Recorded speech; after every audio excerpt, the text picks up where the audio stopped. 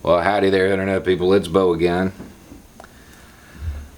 Tonight we're going to talk about how we talk about climate change.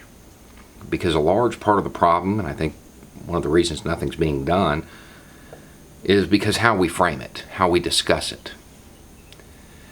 And it starts with the media.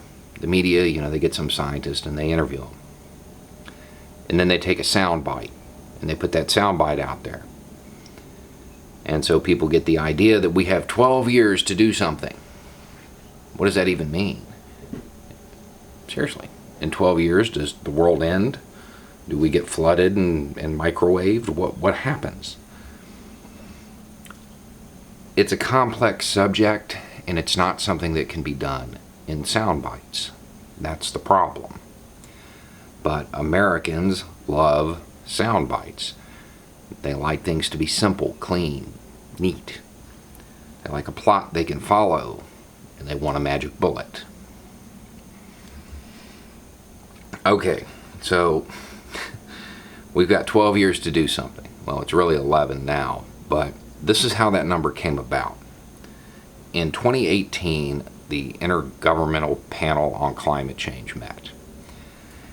And they set out to decide and come up with ways to stop the world's global temperature, average temperature, from rising 1.5 degrees Celsius.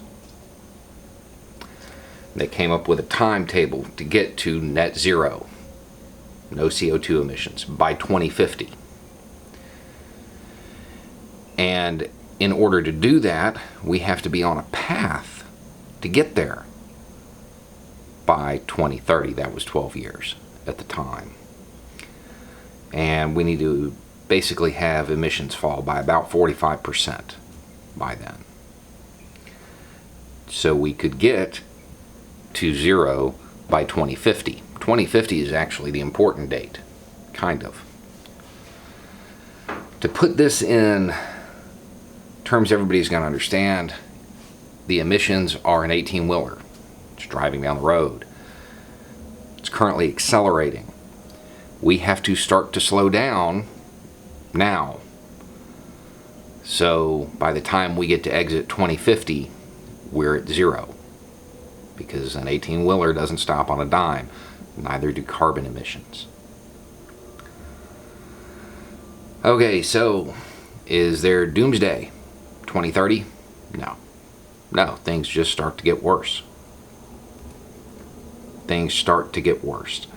But the media portrays it as doomsday rather than working towards a goal we have to meet by 2050 to avoid very, very bad outcomes. That would be the rational way to explain it. But we don't live in a rational world. When you tell people this, they say, well, we've heard this before. We've heard projections about this or that or whatever. Yeah, and we did stuff. That's the real reason your gas mileage improved. That's why you have countries using cleaner energies now. That's why your car is really made out of plastic. To lighten it, reduce emissions. There's a whole bunch of things that have been done. That's why the date keeps getting moved back. Now, as far as deadlines, we're past some of them. We're already past some of them, and we're going to see bad outcomes from it. We're trying to mitigate. So what does it take to mitigate? We can frame it as a giant environmental effort. And nobody's going to care. Nobody's going to care. What is it at its core? It's an infrastructure project. It is an infrastructure project to bring about clean energy. It's what it is. We've had massive infrastructure projects before. Indoor plumbing, getting ready for the automobile and paved roads, the internet. All of this stuff are infrastructure projects. That's what it is. That's what it is. Now, if we don't do it, what do we end up with? The Antarctic and Greenland, they're ice sheets are probably already past the tipping point, at least to some degree.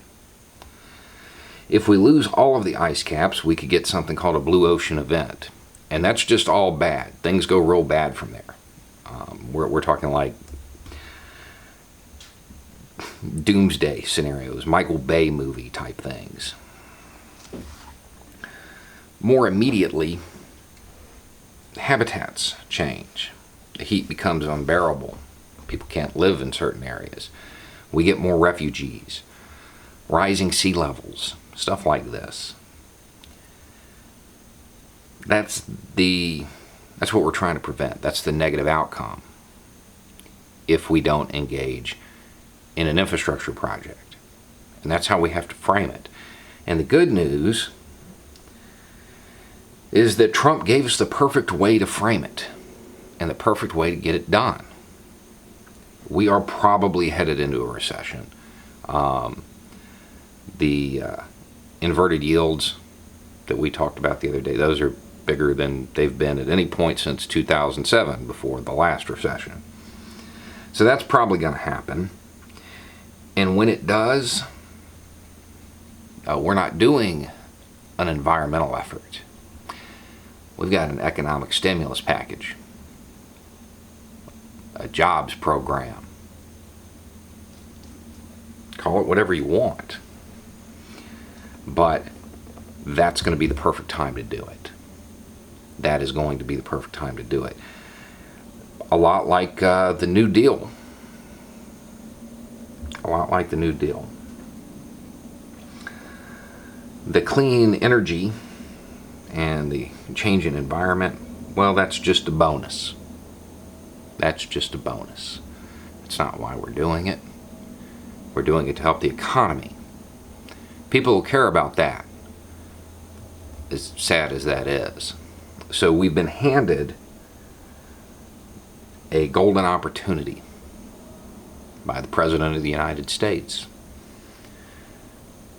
He has taught us that the average American, especially those who are still denying climate change or just don't want to look into it enough, they don't look into anything.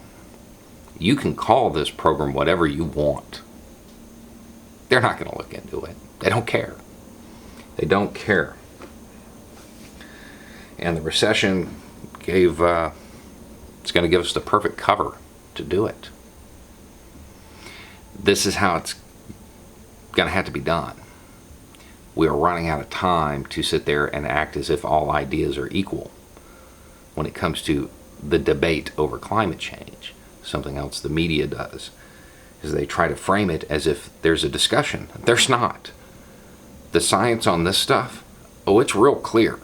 It is real clear, and it's real simple.